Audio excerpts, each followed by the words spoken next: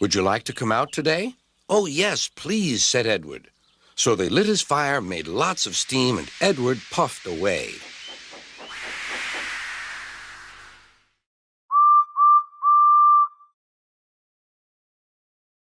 Express engines. The nitrogen era of Thomas fan content. Let me explain. The Express Engines is a book in the Extended Railway series by Soda Island fan site, and said book was adapted for the YouTubes by Rhydyronen and his team. I'm a massive fan of Rhydyronen's previous work. He is truly an incredible cinematographer, and the shots he's able to achieve in trains are truly impressive. But, needless to say, you saw the title, I'm not the biggest fan of this book/adaptation. It's not really his fault, and I'll get more into why later, but let me explain my analogy. This should go without saying, though, that you simply must watch the series before watching this video. I'll have a link in the description to the playlist. Spoiler warning if you've not seen it, obviously. Much like the Nitrogen era, almost everything here is on point. The cinematography, like I previously mentioned, is simply beautiful. The voice acting is super, the models and animations look really good. The music choice is perfect. And then there's the writing. Admittedly, it's not as bad as His Firebox is on Fire, but in my opinion, it brings down the series just as much as it did in the Nitrogen era. Let's get into that. However, before I do, I'd just like to stress that I don't wish to send any hate or disrespect to the people who worked on this series. There's definitely a lot of passion and effort put into it, and I have the utmost respect for Rhydyronen and the team that worked on this. I'm just trying to give some constructive criticism, and this is all just my own opinion.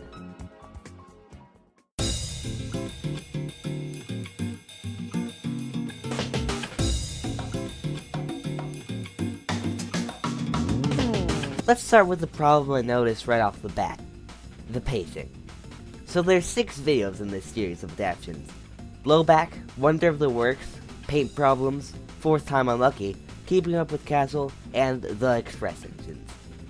Listen, I love Blowback. It's a great little Henry and Harold story, and we finally get to see some of the Peel Godwin line. But why is it here? Where are Gordon and Castle? What does this have to do with the overarching plot other than just some throwaway lines in other stories? It just seems a bit unnecessary, and if you removed it from the list of stories, nothing would change. I feel like it would be better suited to another book. Perhaps something about the engines being filmed for a movie? Another story which seems unneeded is Wonder of the Works. I understand the need to explain some of Castle's backstory, but did we really need a whole story dedicated to it? Again, this has no bearing on the rest of the plot, and all we really learn is that Sir Topham found some homeless guy on the street, fixed him up, and sent him home. Hooray! We already know that Sir Topham is a nice guy who likes steam engines, and I feel this is just sort of filler. It's nice to get to know the Works people, though, and some of the Works' history. After these 2 stories, we finally do get into the main arc of the book, and apart from some random James side quest, the plot is pretty focused. Bit of a side tangent here though, but the inclusion of these 2 additional stories means that we're now over the 4 stories per RWS book limit. It's not really that big of a deal. I mean, Henry's book had 5, but it does bug me. Once we do get into the main arc, the other issue became apparent to me.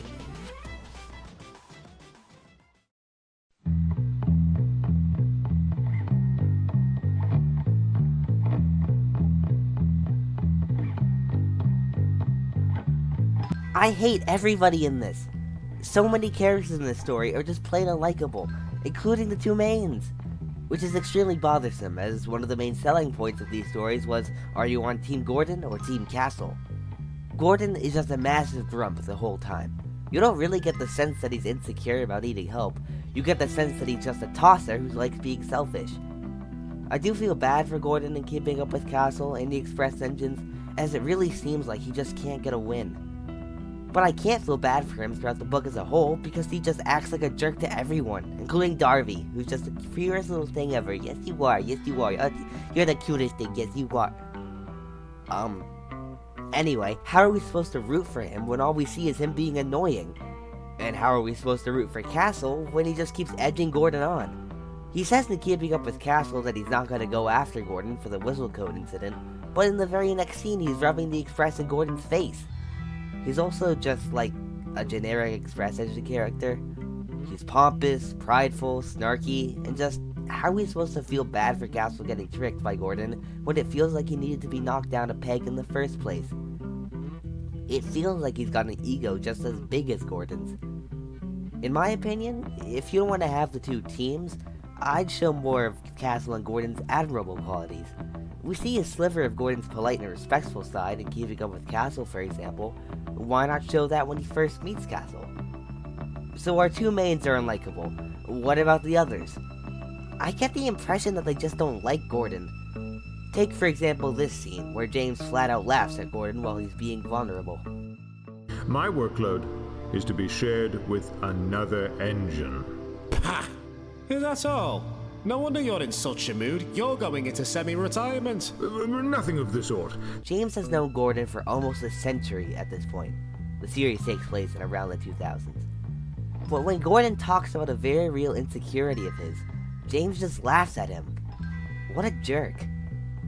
The same thing happens with Duck, when the Fat Controller reveals that he'll be putting Gordon on stopping services. Oh dear, Gordon. You might be painted blue, but you're looking very green to me. Well, of all of them. Shut up, Duck! Oliver, Duck, James, they're Topham. Everyone Gordon talks to just feels so blind to how Gordon is obviously feeling. And more often than not, in a moment where they should be comforting Gordon, they just laugh at him. A major improvement would be having the other engines be more respectful and understanding of Gordon's concerns, while still acknowledging his ego. I will say though, I was being hyperbolic earlier. I do like quite a few of the characters in this. Darby is a joy, as I said before, Wendell is nice, and Thomas and Henry are quite in character. On to the final issue I have with this book.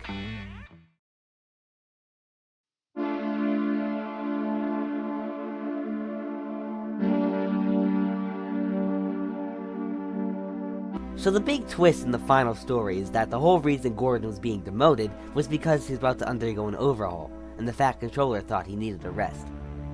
So this whole situation could have been avoided if Sir Topham had just told Gordon, hey, you're going in for an overhaul, so I'm gonna have you on the slower trains for a bit. What? Gordon went through all that worrying and stress for nothing! I mean, I suppose that is sort of the point, that Gordon shouldn't have been worrying about being replaced, but even then, Gordon was still genuinely afraid of being demoted, no matter how unfounded such a fear is. If Sir Topham had, or even his crew, had told him that Castle arrived to cover for him, not replace him, all that ill will, all those arguments, all those instances of the two fighting could have been avoided. Sir Topham and Gordon's crew have known that Gordon was worried about being taken off the Express for ages. They literally saw him try to prove that he was better than Castle. But they just never say anything until Gordon's at his very lowest. It's just quite infuriating to me. I believe that the story could still work if you got rid of it and told Gordon from the start that he had to be overhauled. You could say that he's worried about getting old and such, and keep the fear of him being one-upped by Castle. You can keep an insecure Gordon, but then Sir Topham and Gordon's crew don't seem blind to their engine's worries. There probably is some way you can keep the twist, but I feel more things would need to be changed, and then this would be a completely different story.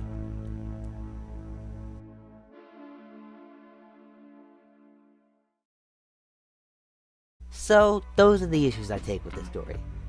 I apologize if it seems like I was just complaining the whole time. I tried my best to give some suggestions too.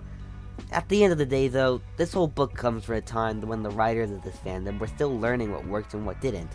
This was written quite a while ago, so I don't blame the writer, who was probably younger at the time, for making something I, for one, don't enjoy. Not all stories are good. We just need to improve from our mistakes. I do wish that the team behind the YouTube adaptations could have made some changes to the story, but I bet it would have been seen as sacrilegious. I don't like ending videos on a negative note though, and like I said, I did enjoy some aspects of these adaptations. You can tell a lot of passion and hard work was put into these stories. So, here's a bunch of things I like about these adaptations in no particular order. I like how in Paint Problems, James has no qualms about shunting. It shows that he's grown a lot as a character, fitting given that this is set close to the present day. The soundtrack is just peak.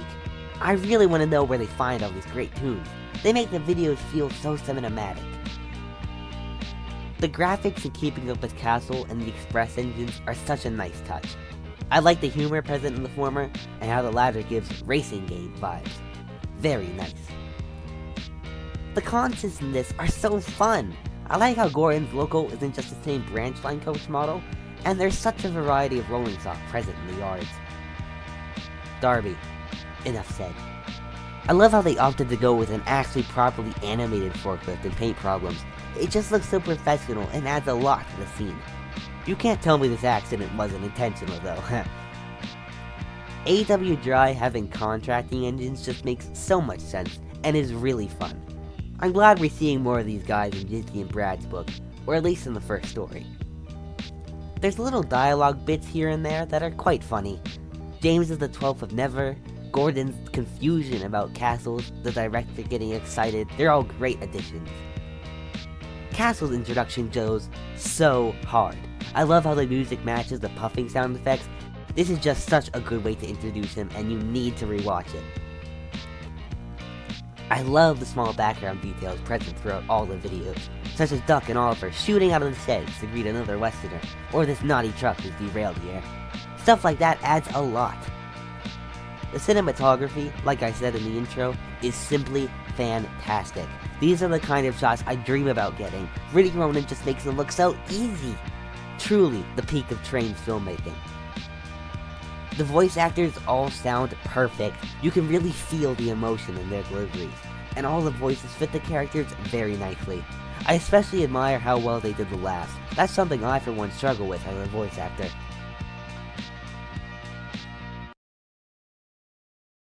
So, there we are, 12 things I liked.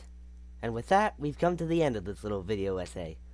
I'd like to reiterate that I have a deep respect for everyone who worked on this, from director to sound designer. The presentation is immaculate. I just don't think the writing holds up.